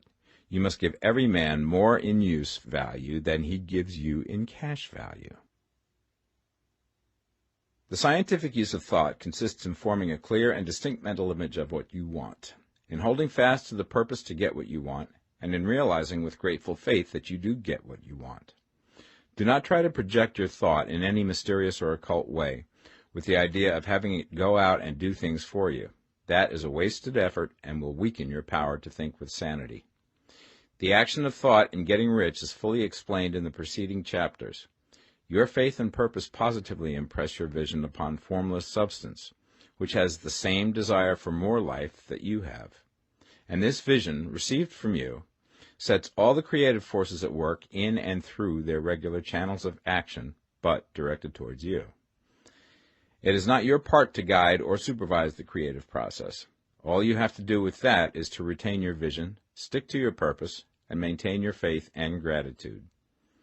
But you must act in a certain way, so that you can appropriate what is yours when it comes to you, so that you can meet the things you have in your picture and put them in their proper places as they arrive. You can really see the truth of this. When things reach you, they will be in the hands of other men, who will ask an equivalent for them. And you can only get what is yours by giving the other man what is his. Your pocketbook is not going to be transformed into a Fortunata's purse, which shall be always full of money without effort on your part. This is the crucial point in the science of getting rich, right here, where thought and personal action must be combined. There are very many people who, consciously or unconsciously, set the creative forces in action by the strength and persistence of their desires, but who remain poor because they do not provide for the reception of the thing they want when it comes. By thought, the thing you want is brought to you. By action, you receive it. Whatever your action is to be, it is evident that you must act now. You cannot act in the past, and it is essential to the clearness of your mental vision that you dismiss the past from your mind. You cannot act in the future, for the future is not here yet, and you cannot tell how you will want to act in any future contingency until that contingency has arrived. Because you are not in the right business or the right environment now, do not think that you must postpone action until you get into the right business or environment. And do not spend time in the present taking thought as to the best course in possible future emergencies. Have faith in your ability to meet any emergency when it arrives. If you act in the present with your mind on the future, your present action will be with a divided mind and will not be effective. Put your whole mind into present action. Do not give your creative impulse to original substance, and then sit down and wait for results. If you do, you will never get them. Act now. There is never any time but now, and there never will be any time but now. If you are ever to begin to make ready for the reception of what you want, you must begin now. And your action, whatever it is, must most likely be in your present business or employment, and must be upon the persons and things in your present environment. You cannot act where you are not, you cannot act where you have been, and you cannot act where you are going to be. You can act only where you are. Do not bother as to whether yesterday's work was well done or ill done. Do today's work well. Do not try to do tomorrow's work now. There will be plenty of time to do that when you get to it. Do not try, by occult or mystical means, to act on people or things that are out of your reach. Do not wait for a change of environment. Before you act, get a change of environment by action. You can so act upon the environment in which you are now as to cause yourself to be transferred to a better environment. Hold with faith and purpose the vision of yourself in the better environment, but act upon your present environment with all your heart and with all your strength and with all your mind. Do not spend any time in daydreaming or castle building. Hold to the one vision of what you want and act now. Do not cast about seeking some new thing to do, or some strange, unusual, or remarkable action to perform as a first step towards getting rich. It is probable that your actions, at least for some time to come, will be those you have been performing for some time past, but you are to begin now to perform these actions in a certain way, which will surely make you rich. If you are engaged in some business and feel that it is not the right one for you, do not wait until you get into the right business before you begin to act. Do not feel discouraged or sit down and lament because you are misplaced. No man was ever so misplaced that he could not find the right place, and no man ever became so involved in the wrong business but that he could get into the right business. Hold the vision of yourself in the right business, with the purpose to get into it, and the faith that you will get into it and are getting into it, but act in your present business. Use your present business as the means of getting a better one, and use your present environment as the means of getting into a better one. Your vision of the right business, if held with faith and purpose, will cause the Supreme to move the right business towards you, and your action, if performed in a certain way, will cause you to move towards the business. If you are an employee or wage earner and feel that you must change places in order to get what you want, do not project your thought into space and rely upon it to get you another job. It will probably fail to do so. Hold the vision of yourself in the job you want, while you act with faith and purpose on the job you have, and you will certainly get the job you want. Your vision and faith will set the creative force in motion to bring it toward you, and your action will cause the forces in your own environment to move you toward the place you want.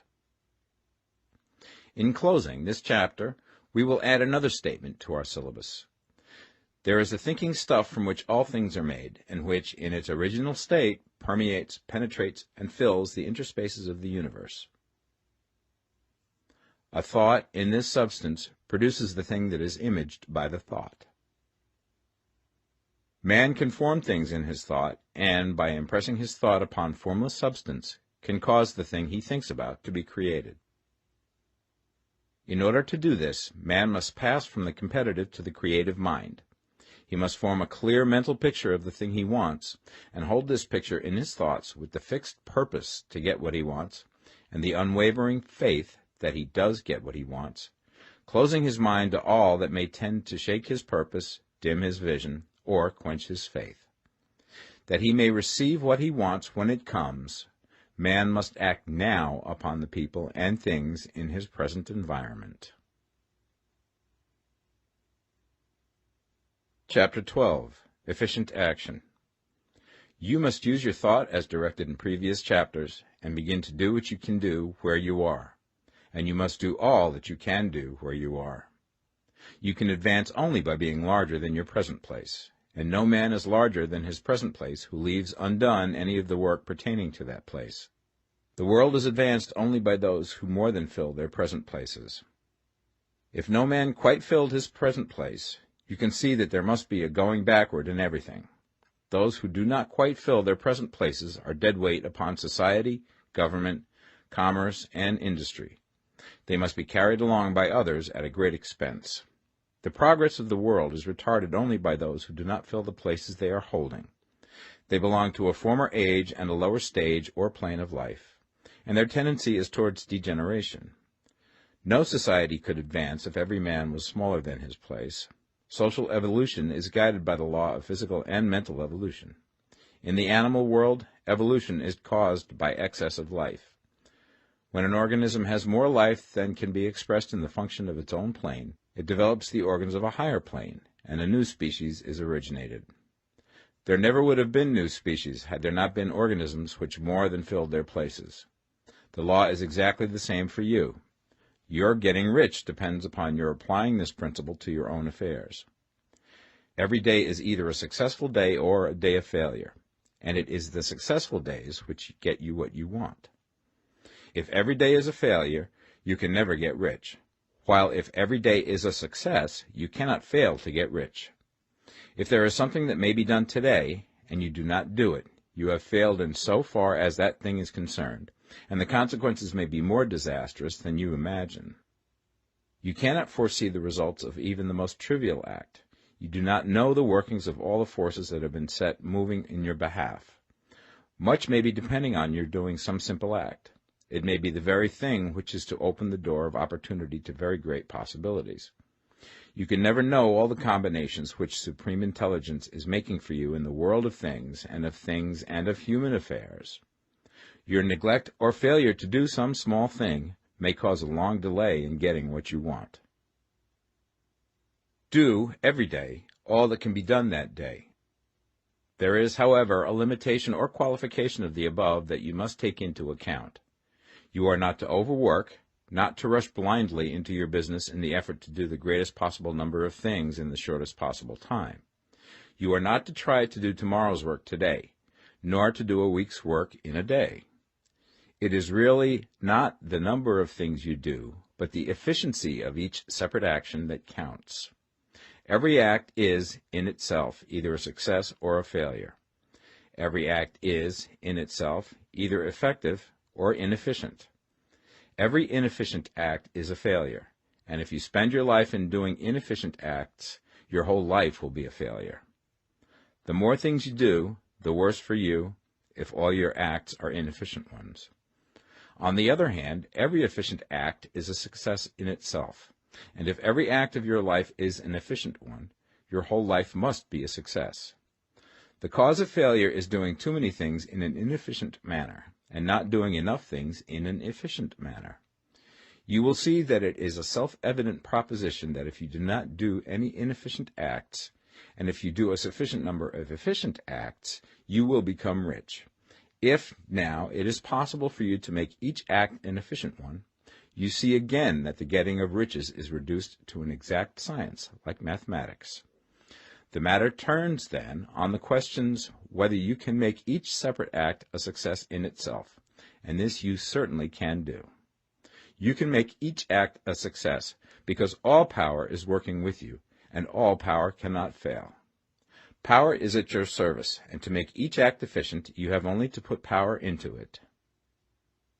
Every action is either strong or weak, and when every one is strong, you are acting in a certain way, which will make you rich. Every act can be made strong and efficient by holding your vision while you are doing it, and putting the whole power of your faith and purpose into it.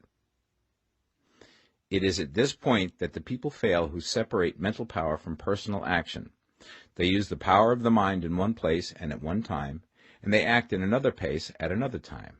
So their acts are not successful in themselves. Too many of them are inefficient. But if all power goes into every act, no matter how commonplace, every act will be a success in itself. And as in the nature of things, every success opens the way to other successes, your progress towards what you want and the progress of what you want toward you will become increasingly rapid. Remember that successful action is cumulative in its results. Since the desire for more life is inherent in all things, when a man begins to move towards larger life, more things attach themselves to him, and the influence of his desire is multiplied. Do, every day, all that you can do that day, and do each act in an efficient manner. In saying that you must hold your vision while you are doing each act, however trivial or commonplace, I do not mean to say that it is necessary at all times to see the vision distinctly to its smallest details. It should be the work of your leisure hours to use your imagination on the details of your vision, and to contemplate them until they are firmly fixed upon memory. If you wish speedy results, spend practically all your spare time in this practice. By continuous contemplation you will get the picture of what you want, even to the smallest details, so firmly fixed upon your mind and so completely transferred to the mind of formless substance, that in your working hours you need only to mentally refer to the picture to stimulate your faith and purpose, and cause your best effort to be put forth. Contemplate your picture in your leisure hours until your consciousness is so full of it that you can grasp it instantly. You will become so enthused with its bright promises that the mere thought of it will call forth the strongest energies of your whole being. Let us again repeat our syllabus, and by slightly changing the closing statements, bring it to the point we have now reached. There is a thinking stuff from which all things are made, and which, in its original state, permeates, penetrates, and fills the interspaces of the universe. A thought in this substance produces the thing that is imaged by the thought. Man can form things in his thought, and, by impressing his thought upon formless substance, can cause the thing he thinks about to be created. In order to do this, man must pass from competitive to the creative mind. He must form a clear mental picture of the thing he wants, and do, with faith and purpose, all that can be done each day, doing each separate thing in an efficient manner. Chapter 13. Getting into the right business. Success in any particular business depends for one thing upon your possessing in a well-developed state the faculties required in that business. Without good musical faculty, no one can succeed as a teacher of music. Without well-developed mechanical faculties, no one can achieve great success in any of the mechanical trades. Without tact and the commercial faculties, no one can succeed in the mercantile pursuits. But to possess in a well-developed state the faculties required in your particular vocation does not ensure getting rich. There are musicians who have remarkable talent and who yet remain poor. There are blacksmiths, carpenters, and so on who have excellent mechanical ability, but who do not get rich. And there are merchants with good faculties for dealing with men who nevertheless fail. The different faculties are tools. It is essential to have good tools, but it is also essential that the tools should be used in the right way. One man can take a sharp saw, a square, a good plane, and so on, and build a handsome article of furniture. Another man can take the same tools and set to work to duplicate the article, but his production will be a botch. He does not know how to use good tools in a successful way. The various faculties of your mind are the tools with which you must do the work which is to make you rich. It will be easier for you to succeed if you get into a business for which you are well equipped with mental tools. Generally speaking, you will do best in that business which will use your strongest faculties, the one for which you are naturally best fitted. But there are limitations to this statement also. No man should regard his vocation as being irrevocably fixed by the tendencies with which he was born. You can get rich in any business, for if you have not the right talent you can develop that talent. It merely means that you will have to make your tools as you go along, instead of confining yourself to the use of those with which you were born. It will be easier for you to succeed in a vocation for which you already have the talent in a well-developed state, but you can succeed in any vocation, for you can develop any rudimentary talent, and there is no talent of which you have not at least the rudiment. You will get rich most easily in point of effort if you do that for which you are best fitted, but you will get rich most satisfactorily if you do that which you want to do. Doing what you want to do is life, and there is no real satisfaction in living if we are compelled to be forever doing something which we do not like to do, and can never do what we want to do. And it is certain that you can do what you want to do. The desire to do it is proof that you have within you the power which can do it. Desire is a manifestation of power. The desire to play music is the power which can play music seeking expression and development. The desire to invent mechanical devices is the mechanical talent seeking expression and development. When there is no power, either developed or undeveloped, to do a thing, there is never any desire to do that thing. And where there is strong desire to do a thing, it is certain proof that the power to do it is strong, and only requires to be developed and applied in the right way. All things else being equal, it is best to select the business for which you have the best developed talent. But if you have a strong desire to engage in any particular line of work, you should select that work as the ultimate end at which you aim. You can do what you want to do, and it is your right and privilege to follow the business or avocation which will be most congenial and pleasant. You are not obliged to do what you do not like to do, and should not do it except as a means to bring you to the doing of the thing you want to do. If there are past mistakes whose consequences have placed you in an undesirable business or environment, you may be obliged for some time to do what you do not like to do. If you feel that you are not in the right vocation, do not act too hastily in trying to get into another one. The best way, generally, to change business or environment is by growth. Do not be afraid to make a sudden and radical change if the opportunity is presented, and you feel, after careful consideration, that it is the right opportunity. But never take sudden or radical action when you are in doubt as to the wisdom of doing so. There is never any hurry on the creative plane, and there is no lack of opportunity. When you get out of the competitive mind, you will understand that you never need to act hastily. No one else is going to beat you to the thing you want to do. There is enough for all. If one space is taken, another and a better one will be opened for you a little further on. There is plenty of time. When you are in doubt, wait. Fall back on the contemplation of your vision, and increase your faith and purpose. And by all means, in times of doubt and indecision, cultivate gratitude.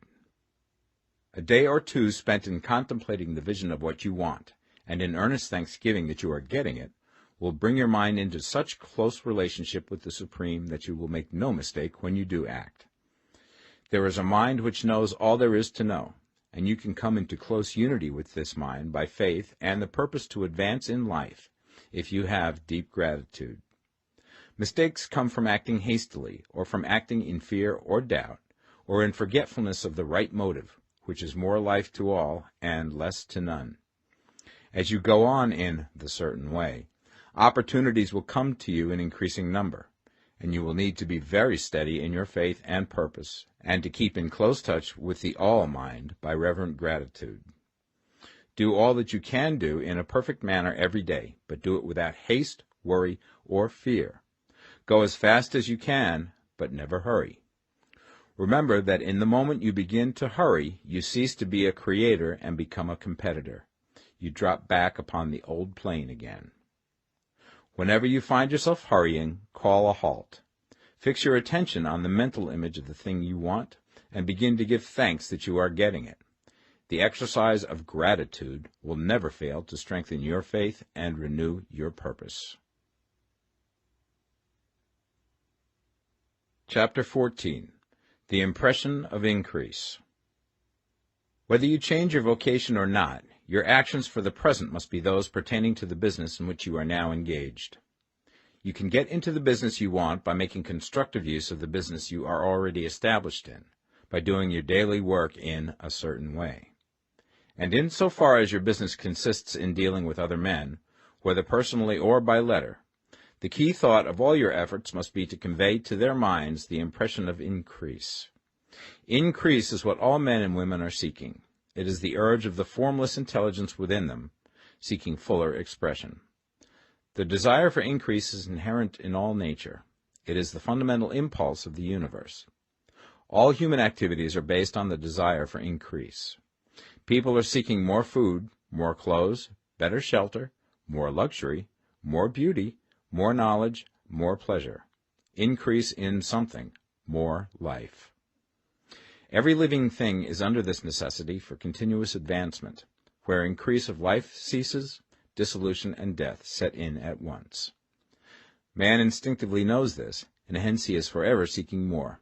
This law of perpetual increase is set forth by Jesus in the parable of the talents. Only those who gain more retain any. From him who hath not shall be taken away even that which he hath. The normal desire for increased wealth is not an evil or a reprehensible thing. It is simply the desire for more abundant life. It is aspiration. And because it is the deepest instinct of their natures, all men and women are attracted to him who can give them more of the means of life. In following the certain way, you are getting continuous increase for yourself, and you are giving it to all with whom you deal. You are a creative center from which increase is given off to all. Be sure of this, and convey assurance of the fact to every man, woman, and child with whom you come in contact. No matter how small the transaction, even if it be only the selling of a stick of candy to a little child, put into it the thought of increase, and make sure that the customer is impressed with the thought. Convey the impression of advancement with everything you do, so that all people shall receive the impression that you are an advancing man, and that you advance all who deal with you. Even to the people whom you meet in a social way, without any thought of business, and to whom you do not try to sell anything, give the thought of increase. You can convey this impression by holding the unshakable faith that you, yourself, are in the way of increase, and by letting this faith inspire, fill, and permeate every action. Do everything that you do in the firm conviction that you are an advancing personality, and that you are giving advancement to everybody. Feel that you are getting rich, and that in doing so you are making others rich, and conferring benefits to all. Do not boast or brag of your success, or talk about it unnecessarily. True faith is never boastful. Wherever you find a boastful person, you find one who is secretly doubtful and afraid. Simply feel the faith, and let it work out in every transaction. Let every act and tone and look express the quiet assurance that you are getting rich, that you are already rich. Words will not be necessary to communicate this feeling to others. They will feel the sense of increase when in your presence, and will be attracted to you again. You must so impress others that they will feel that in associating with you they will get increase for themselves.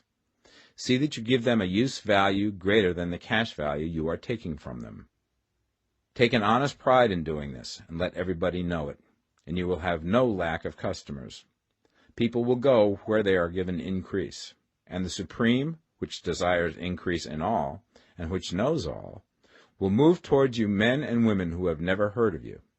Your business will increase rapidly, and you will be surprised at the unexpected benefits which will come to you. You will be able from day to day to make larger combinations, secure greater advantages, and to go on into a more congenial vocation if you desire to do so. You must never lose sight of your vision of what you want, or your faith and purpose to get what you want. Let me here give you another word of caution in regards to motives. Beware of the insidious temptation to seek for power over other men. Nothing is so pleasant to the unformed or partially developed mind as the exercise of power or dominion over others. The desire to rule for selfish gratification has been the curse of the world. For countless ages, kings and lords have drenched the earth with blood in their battles to extend their dominions. This not to seek more life for all, but to get more power for themselves. Today, the main motive in the business and industrial world is the same. Men marshal their armies of dollars and lay waste the lives and hearts of millions in the same mad scramble for power over others. Commercial kings, like political kings, are inspired by the lust for power. Jesus saw in this desire for mastery the moving impulse of that evil world he sought to overthrow.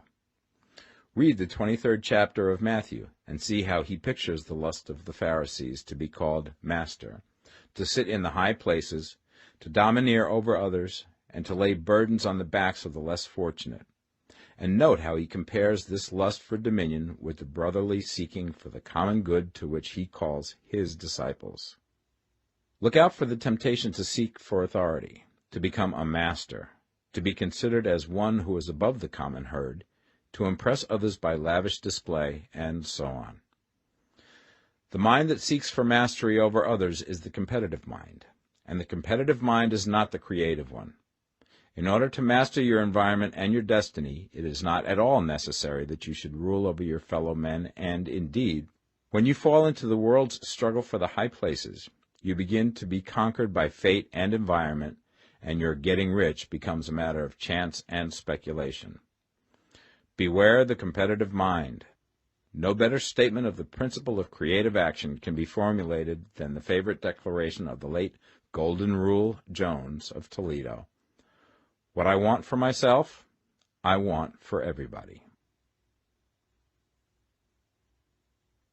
Chapter 15. The Advancing Man. What I have said in the last chapter applies as well to the professional man and the wage earner as to the man who is engaged in mercantile business.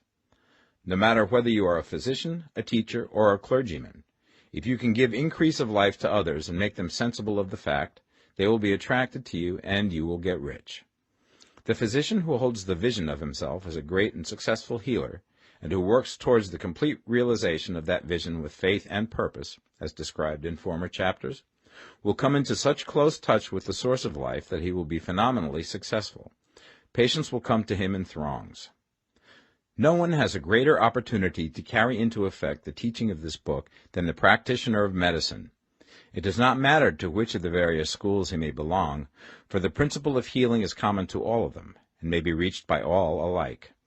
The advancing man in medicine, who holds to a clear mental image of himself as successful, and who obeys the laws of faith, purpose, and gratitude, will cure every curable disease he undertakes, no matter what remedies he may use. In the field of religion, the world cries out for the clergyman who can teach his hearers the true science of abundant life. He who masters the details of the science of getting rich, together with the allied sciences of being well, of being great, and of winning love, and who teaches these details from the pulpit, will never lack for a congregation. This is the gospel that the world needs. It will give increase of life, and men will hear it gladly, and will give liberal support to the man who brings it to them. What is now needed is a demonstration of the science of life from the pulpit. We want preachers who can not only tell us how, but who, in their own persons, will show us how.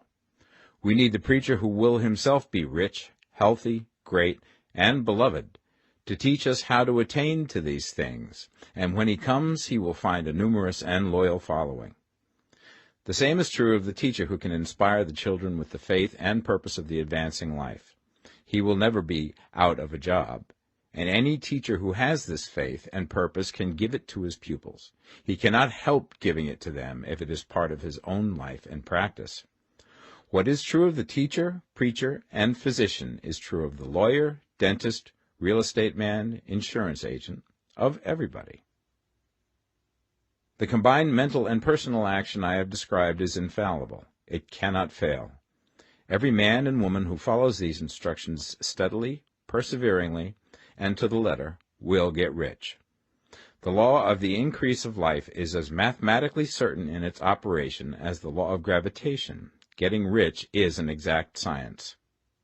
The wage earner will find this as true of his case as of any others mentioned. Do not feel that you have no chance to get rich because you are working where there is no visible opportunity for advancement, where wages are small and the cost of living high. Form your clear mental vision of what you want and begin to act with faith and purpose. Do the work that you can do every day and do each piece of work in a perfectly successful manner. Put the power of success and the purpose to get rich into everything that you do. But do not do this merely with the idea of currying favor with your employer in the hopes that he or those above you will see your good work and advance you. It is not likely that they will do so. The man who is merely a good workman, filling his place to the very best of his ability, and satisfied with that, is valuable to his employer, and it is not to the employer's interest to promote him. He is worth more where he is. To secure advancement, something more is necessary than to be too large for your place. The man who is certain to advance is the one who is too big for his place, and who has a clear concept of what he wants to be, who knows that he can become what he wants to be, and who is determined to be what he wants to be. Do not try to more than fill your present place with a view to pleasing your employer. Do it with the idea of advancing yourself. Hold the faith and purpose of increase during work hours, after work hours, and before work hours. Hold it in such a way that every person who comes in contact with you, whether foreman, fellow workman, or social acquaintance, will feel the power of purpose radiating from you, so that everyone will get the sense of advancement and increase from you. Men will be attracted to you, and if there is no possibility for advancement in your present job, you will very soon see an opportunity to take another job. There is a power which never fails to present opportunity to the advancing man who is moving in obedience to law. God cannot help helping you if you act in a certain way. He must do so in order to help himself. There is nothing in your circumstances or in the industrial situation that can keep you down. If you cannot get rich working for the Steel Trust, you can get rich on a 10-acre farm. And if you begin to move in the certain way, you will certainly escape from the clutches of the Steel Trust and get on to the farm or wherever else you wish to be. If a few thousands of its employees would enter upon the certain way, the Steel Trust would soon be in a bad plight.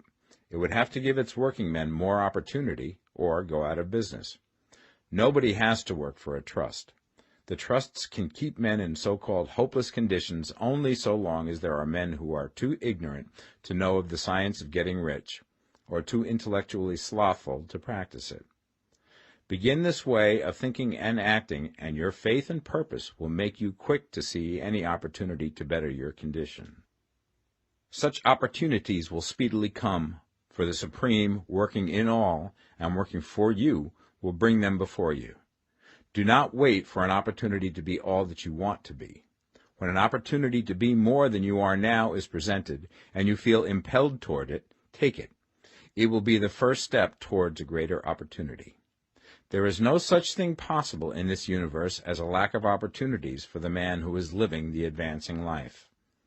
It is inherent in the constitution of the cosmos that all things shall be for him and work together for his good, and he must certainly get rich if he acts and thinks in the certain way.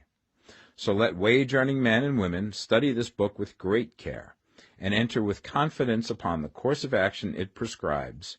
It will not fail. Chapter 16. Some Cautions and Concluding Observations. Many people will scoff at the idea that there is an exact science of getting rich. Holding the impression that the supply of wealth is limited, they will insist that social and governmental institutions must be changed before even any considerable number of people can acquire a competence. But this is not true. It is true that existing governments keep the masses in poverty, but this is because the masses do not think and act in the certain way.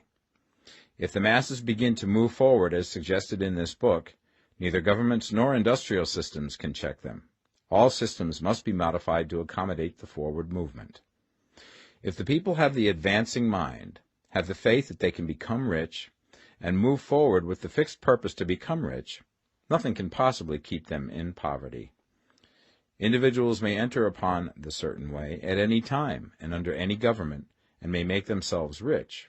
And when any considerable number of individuals do so under any government, they will cause the system to be so modified as to open the way for others. The more men who get rich on the competitive plane, the worse for others. The more who get rich on the creative plane, the better for others. The economic salvation of the masses can only be accomplished by getting a large number of people to practice the scientific method set down in this book and become rich. These will show others the way and inspire them with a desire for real life, with the faith it can be attained, and with the purpose to attain it. For the present, however, it is enough to know that neither the government under which you live nor the capitalistic or competitive system of industry can keep you from getting rich. When you enter upon the creative plane of thought, you will rise above all these things and become a citizen of another kingdom. But remember that your thought must be held upon the creative plane. You are never for an instant to be betrayed into regarding the supply as limited, or into acting on the moral level of competition. Whenever you do fall into old ways of thought, correct yourself instantly, for when you are in the competitive mind, you have lost the cooperation of the mind of the whole. Do not spend any time in planning as to how you will meet possible emergencies in the future, except as the necessary policies may affect your actions today. You are concerned with doing today's work in a perfectly successful manner, and not with emergencies which may arise tomorrow. You can attend to them as they come. Do not concern yourself with questions as to how you shall surmount obstacles which may loom upon your business horizon, unless you can see plainly that your course must be altered today in order to avoid them. No matter how tremendous an obstruction may appear at a distance, you will find that if you go on in the certain way, it will disappear as you approach it, or that a way over, through, or around it will appear. No possible combination of circumstances can defeat a man or woman who is proceeding to get rich along strictly scientific lines. No man or woman who obeys the law can fail to get rich, any more than one can multiply 2 by 2 and fail to get 4. Give no anxious thought to possible disasters, obstacles, panics, or unfavorable combinations of circumstances. It is time enough to meet such things when they present themselves before you in the immediate present, and you will find that every difficulty carries with it the wherewithal for its overcoming. Guard your speech. Never speak of yourself, your affairs, or of anything else in a discouraged or discouraging way. Never admit the possibility of failure, or speak in a way that infers failure as a possibility. Never speak of times as being hard, or of business conditions as being doubtful. Times may be hard and business doubtful for those who are on the competitive plane, but they can never be so for you. You can create what you want, and you are above fear. When others are having hard times and poor business, you will find your greatest opportunities. Train yourself to think of and to look upon the world as a something which is becoming, which is growing, and to regard seeming evil as being only that which is undeveloped. Always speak in terms of advancement. To do otherwise is to deny your faith, and to deny your faith is to lose it. Never allow yourself to feel disappointed. You may expect to have a certain thing at a certain time, and not get it at that time, and this will appear to you like failure. But if you hold to your faith, you will find that the failure is only apparent. Go on in the certain way, and if you do not receive that thing, you will receive something so much better that you will see that the seeming failure was really a great success. A student of this science had set his mind on making a certain business combination which seemed to him at the time to be very desirable, and he worked for some weeks to bring it about. When the crucial time came, the thing failed in a perfectly inexplicable way. It was as if some unseen influence had been working secretly against him. He was not disappointed. On the contrary, he thanked God that his desire had been overruled, and went steadily on with a grateful mind. In a few weeks an opportunity so much better came his way that he would not have made the first deal on any account, and he saw that a mind which knew more than he knew had prevented him from losing the greater good by entangling himself with the lesser. That is the way every seeming failure will work out for you, if you keep your faith, hold to your purpose, have gratitude, and do, every day, all that can be done that day, doing each separate act in a successful manner. When you make a failure, it is because you have not asked for enough. Keep on, and a larger thing than you were seeking will certainly come to you. Remember this. You will not fail because you lack the necessary talent to do what you wish to do. If you go on as I have directed, you will develop all the talent that is necessary to the doing of your work. It is not within the scope of this book to deal with the science of cultivating talent, but it is as certain and simple as the process of getting rich. However, do not hesitate or waver for fear that when you come to any certain place you will fail for lack of ability. Keep right on, and when you come to that place, the ability will be furnished to you. The same source of ability which enabled the untaught Lincoln to do the greatest work in government ever accomplished by a single man is open to you. You may draw upon all the mind there is for wisdom to use in meeting the responsibilities which are laid upon you. Go on in full faith. Study this book. Make it your constant companion until you have mastered all the ideas contained in it. While you are getting firmly established in this faith, you will do well to give up most recreations and pleasure, and to stay away from places where ideas conflicting with these are advanced in lectures or sermons. Do not read pessimistic or conflicting literature, or get into arguments upon the matter. Do very little reading, outside of the writers mentioned in the preface. Spend most of your leisure time in contemplating your vision, and in cultivating gratitude, and in reading this book. It contains all you need to know of the science of getting rich, and you will find all the essentials summed up in the following chapter.